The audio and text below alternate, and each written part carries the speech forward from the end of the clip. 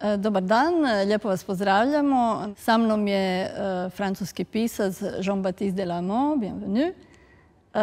On je gost ovogodišnjeg festivala svjetske književnosti u organizaciji Frakture koji se ovaj tjedan održava u Zagrebu.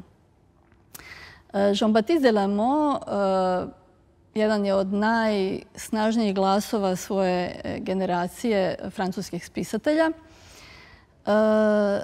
Nagrađivan je autor, već svojim prvim romanom osvojio je prestižnu francusku nagradu